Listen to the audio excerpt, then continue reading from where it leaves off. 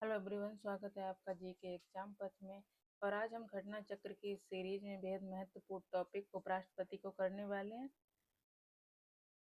और परीक्षा में बार बार पूछे जाने वाले महत्वपूर्ण तथ्य और प्रश्नों को करेंगे। अगर आप किसी भी प्रतियोगी परीक्षा की तैयारी कर रहे हैं तो आप इस वीडियो को अंत तक जरूर देखें। तो आइए शुरुआत करते हैं। टॉपिक है उपराष्ट्रपति। नोट्स देख लेते हैं। भारत में उपराष्ट्रपति का पद अमेरिका के उपराष्ट्रपति की तर्ज पर बनाया गया है। आधिकारिक क्रम में यह पद राष्ट्रपति के बाद आता है। संविधान के अनुच्छेद 63 के अनुसार भारत का एक उपराष्ट्रपति होगा। अनुच्छेद 64 के तहत उपराष्ट्रपति राज्यसभा का पदेन सभापति होगा। जिस अवधि के दौरान उपराष्ट्रपति अनुच्छेद 65 के अधीन राष्ट्रपति के कृत्यों का निर्वहन करता है, उस दौरान वह राज्यसभा के सभापति के पद के कर्तव्यों का पालन नहीं करेगा तथा अनुच्छेद 97 के अधीन सभापति को संदेह वेतन भत्ते का हकदार नहीं होगा। भारत के उपराष्ट्रपति का चुनाव संसद के दोनों सदनों के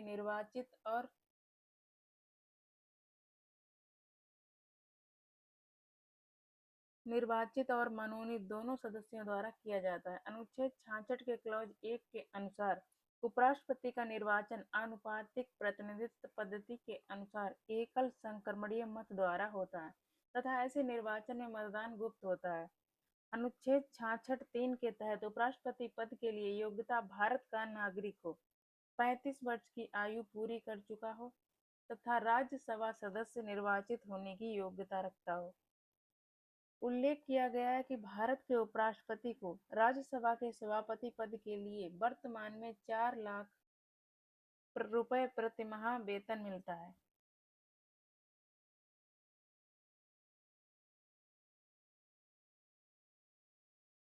वेतन 2018 के संसद के संशोधन अधिनियम के तहत 1 जनवरी 2016 से प्रभावी दिया जाता है। उपराष्ट्रपति को उपराष्ट्रपति पद के लिए वेतन नहीं प्राप्त होता है, बल्कि राज्यसभा के सभापति के लिए सभापति के रूप में वेतन प्राप्त होता है। अनुच्छेद 67 के अनुसार उपराष्ट्रपति का कार्यकाल पद ग्रहण की तिथि से 5 वर्ष तक।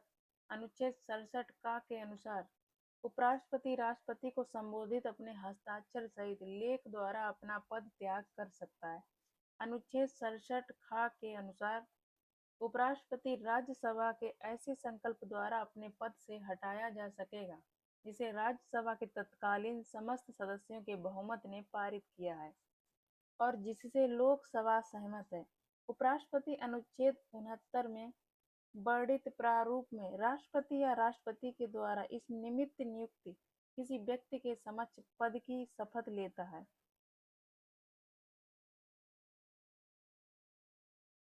अब हम देख लेते हैं भारत में अब तक कितने उपराष्ट्रपति हुए और उनका कार्यकाल। पहले नंबर पर आते हैं डॉक्टर सर्वपल्ली राधाकृष्णन। उनका कार्यकाल है 1952 से 1962 तक। ये भारत के प्रथम उपराष्ट्रपति थे। दूसरे नंबर पर डॉक्टर जाकिर हुसैन 1962 से 1967 तक। बीबी गिरी, उनका कार्यकाल है 1967 से 1969 तक। गोपाल स्वरूप पाठक, कार्यकाल है 1969 से 1974 तक। बी डी जत्ती, कार्यकाल है 1974 से 1979 तक। एम हिदायतुल्ला, ये न्यायमूर्ति थे। इनका कार्यकाल है 1979 से 1984। आर वेंकट रमण, इनका कार्यकाल 1984 से 1987। शंकर दयाल शर्मा, कार्यकाल 1987 से 1992। के आर नारायणन, कार्यकाल है 1992। डॉक्टर के कृष्णकांत, कार्यकाल है 1997 से 2002। भैरव सिंह शेखावत, कार्यकाल है 2002 से 2007।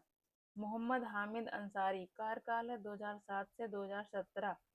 एम वेंकैया नायडू, कार्यकाल है 2017 से क्वेश्चन ओके सॉरी 13 नंबर पे एम वेंकैया नायडू 2017 से। अब तक ये गलत हो गया क्योंकि 14वें नंबर पर आ जाएंगे जगदीप धनखड़। जगदीप धनखड़ और वर्तमान में है सीपी राधाकृष्णन। अब हम क्वेश्चन कर लेते हैं। क्वेश्चन नंबर 1, भारत के उपराष्ट्रपति का निर्वाचन एक निर्वाचक गण द्वारा किया जाता है जिसके सदस्य होते हैं संसद के दोनों सदनों के सभी सदस्य। Right answer option B. अगर उपराष्ट्रपति का निर्वाचन, अब क्वेश्चन कर लेते हैं। क्वेश्चन नंबर 1, भारत के उपराष्ट्रपति का निर्वाचन एक निर्वाचक गण द्वारा किया जाता है जिसके सदस्य होते हैं। राइट आंसर ऑप्शन बी, संसद के दोनों सदनों के सभी सदस्य। इसमें लोकसभा राज्यसभा के निर्वाचित तथा मनोनीत दोनों सदस्य शामिल होते हैं। उपराष्ट्रपति के चुनाव में विधानसभा के सदस्य शामिल नहीं होते, जबकि राष्ट्रपति के चुनाव में लोकसभा, राज्यसभा और विधानसभा के निर्वाचित सदस्य शामिल होते हैं, और जबकि उपराष्ट्रपति के चुनाव में निर्वाचित और मनोनीत दोनों सदस्य शामिल होते हैं। संविधान के अनुच्छेद 66 के क्लॉज 1 के तहत उपराष्ट्रपति का निर्वाचन संसद के दोनों सदनों के निर्वाचित एवं मनोनीत सभी सदस्यों से मिलकर बनने वाले निर्वाचक गण के सदस्यों द्वारा आनुपातिक प्रतिनिधित्व पद्धति के अनुसार एकल संक्रमणीय मत द्वारा होता है। क्वेश्चन नंबर 2, भारत के उपराष्ट्रपति निर्वाचित होते हैं। राइट आंसर ऑप्शन सी, संसद के दोनों सदनों के सदस्यों द्वारा। इसमें निर्वाचित और मनोनीत दोनों शामिल हो जाते हैं। क्वेश्चन नंबर 3, भारत के उपराष्ट्रपति का चुनाव किस तरह होता है। Right answer option D, Lok Sabha और राज्यसभा के सांसदों द्वारा सीधे चुनाव से। क्वेश्चन नंबर 4, निम्नलिखित में से कौन भारत के उपराष्ट्रपति का निर्वाचन करता है। नीचे दिए गए कूट से सही उत्तर का चुनाव कीजिए। कथन 1 है लोकसभा के सदस्य, ये सही है। कथन 2 है राज्यसभा के सदस्य, ये भी सही है। कथन 3 विधानसभा के सदस्य, ये गलत हो गया। और कथन 4 है विधान परिषदों के सदस्य। आंसर होगा 1 और 2। राइट आंसर है ऑप्शन ए, केवल 1 और 2 लोकसभा और राज्यसभा के सदस्य चुनाव में शामिल होते हैं। क्वेश्चन नंबर 5, निम्नलिखित कथनों पर विचार कीजिए। इन कथनों में से कौन सा से सही है। कथन 1, राष्ट्रपति की तरह उपराष्ट्रपति का चुनाव भी अप्रत्यक्ष होता है। कथन 2, राज्यों की विधायिकाओं के सदस्य दोनों के चुनाव में महत्वपूर्ण भूमिका निभाते हैं। कथन 2 गलत हो गया, क्योंकि उपराष्ट्रपति के चुनाव में राज्य की विधायिकाएं शामिल नहीं होती हैं, जबकि राष्ट्रपति के चुनाव में राज्यों की विधानसभा शामिल होती है। नीचे दिए गए कूट से सही उत्तर का चयन कीजिए। आंसर होगा केवल 1। राष्ट्रपति की तरह उपराष्ट्रपति का चुनाव भी अप्रत्यक्ष होता है। इनके चुनाव में जनता प्रत्यक्ष भाग नहीं लेती है। राष्ट्रपति के चुनाव में लोकसभा, राज्यसभा, राज्य विधानसभा तथा दिल्ली एवं पुडुचेरी विधानसभा के निर्वाचित सदस्य शामिल होते हैं, जबकि उपराष्ट्रपति के चुनाव में लोकसभा एवं राज्यसभा के निर्वाचित एवं मनोनीत दोनों ही सदस्य भाग लेते हैं। राष्ट्रपति एवं उपराष्ट्रपति दोनों का निर्वाचन आनुपातिक प्रतिनिधित्व पद्धति के अनुसार एकल संक्रमणीय मत द्वारा होता है तथा ऐसे निर्वाचन में मतदान गुप्त होता है। इस प्रकार कथन 1 सही है, जबकि कथन 2 गलत है।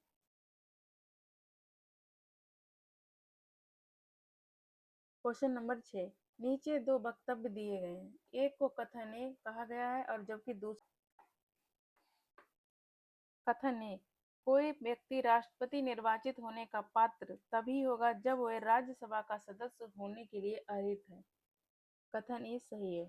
कारण आर, उपराष्ट्रपति राज्यसभा का पदेन सभापति होता है। उपरोक्त कथन कारण आर भी सही है। उपरोक्त वक्तव्यों के परिप्रेक्ष्य में निम्नलिखित में से कौन सा सही है, तो आंसर होगा ऑप्शन ए। दोनों ए और आर सत्य हैं तथा आर ए का एक मान्य स्पष्टीकरण है। कथन के कारण द्वारा पुष्टि होती है, क्योंकि अनुच्छेद 66 के क्लॉज 3 के सब क्लॉज गा के अनुसार उपराष्ट्रपति बनने के लिए राज्यसभा का सदस्य निर्वाचित होने की अर्हता होनी चाहिए, जबकि अनुच्छेद 89 के क्लॉज 1 एवं अनुच्छेद 64 के अनुसार उपराष्ट्रपति राज्यसभा का पदेन सभापति होता है।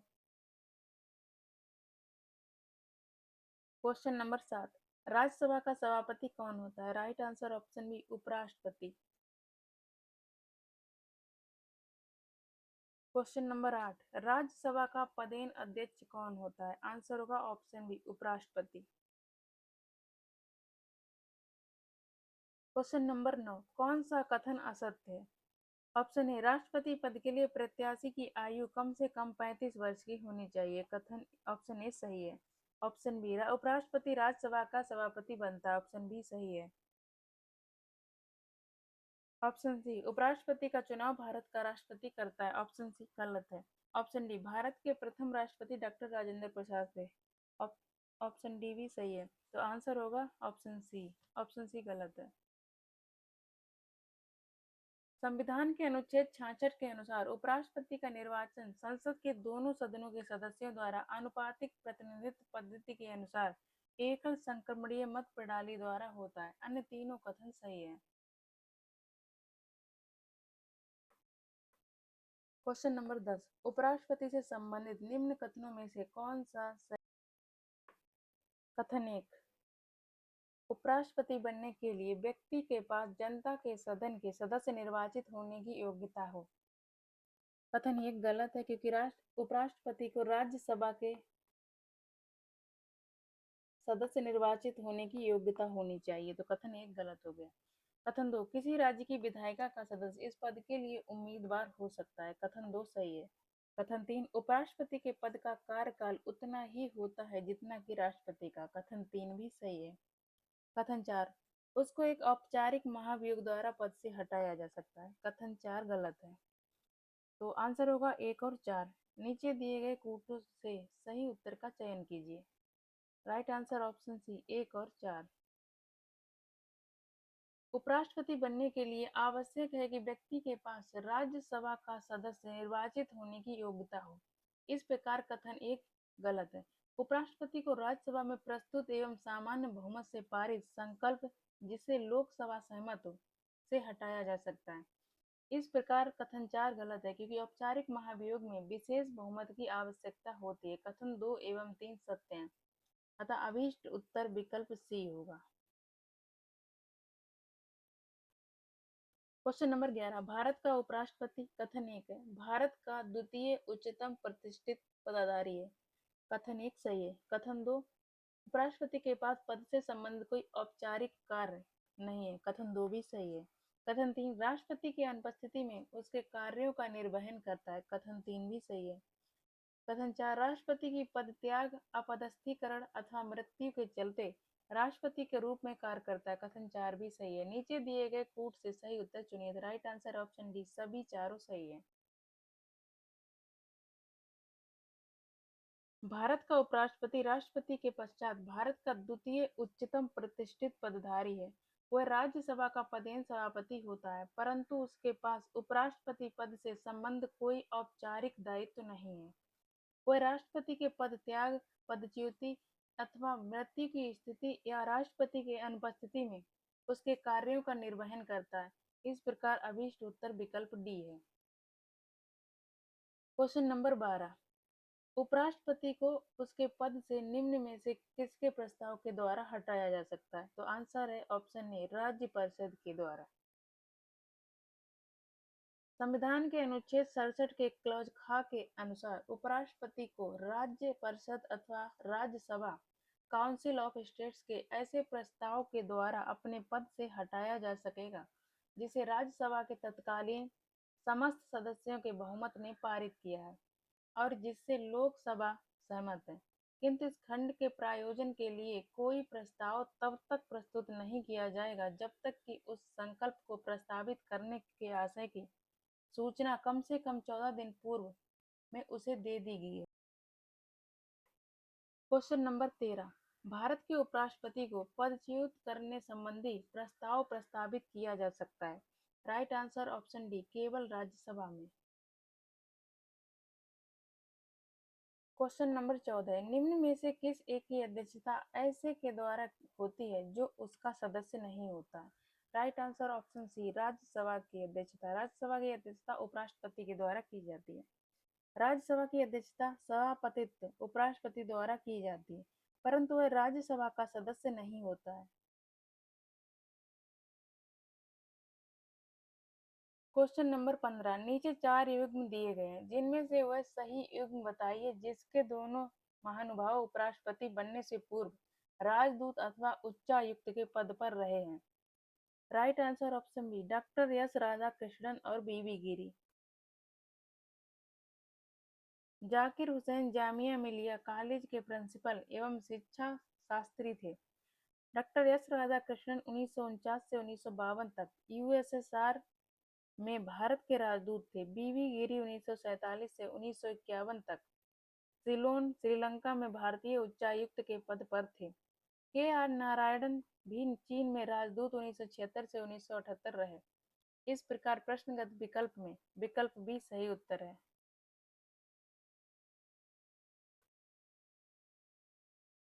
क्वेश्चन नंबर 16, निम्नलिखित में से किसने भारत के उपराष्ट्रपति का पद संभाला है? 1 मोहम्मद हिदायतुल्लाह, सही है। 2 फखरुद्दीन अली अहमद, ये गलत हो गए। 3 नीलम संजीव रेड्डी, भी गलत है। 4 शंकर दयाल शर्मा। तो आंसर होगा ऑप्शन बी, केवल 1 और 4।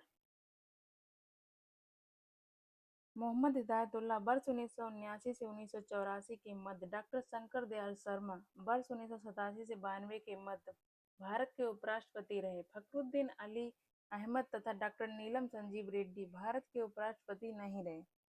इन्होंने सीधे भारत के राष्ट्रपति पद को सुशोभित किया। क्वेश्चन नंबर 17, निम्नलिखित कथनों में से कौन सही नहीं है? ऑप्शन ए, संविधान संशोधन विधेयक संसद के दोनों सदनों द्वारा अलग अलग विशेष बहुमत से पारित होना चाहिए। ऑप्शन ए सही है। ऑप्शन बी, सर्वोच्च न्यायालय में संविधान संबंधी मामलों की सुनवाई कम से कम 5 न्यायाधीशों द्वारा की जाती। ऑप्शन बी सही है।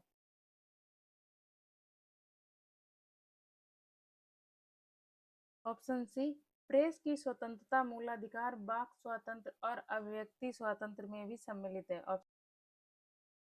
ऑप्शन डी, जाकिर हुसैन भारत के प्रथम उपराष्ट्रपति थे। ऑप्शन डी गलत हो गया, क्योंकि भारत के प्रथम उपराष्ट्रपति डॉक्टर सर्वपल्ली राधाकृष्णन थे। प्रश्नगत विकल्प डी सही नहीं है, क्योंकि भारत के प्रथम उपराष्ट्रपति डॉक्टर जाकिर हुसैन नहीं बल्कि डॉक्टर एस राधाकृष्णन थे, जो वर्ष 1952 से 1962 तक इस पद पर रहे। डॉक्टर जाकिर हुसैन भारत के द्वितीय उपराष्ट्रपति व्यक्ति अनुसार थे, जो 13 मई 1962 से 12 मई 1967 तक इस पद पर रहे।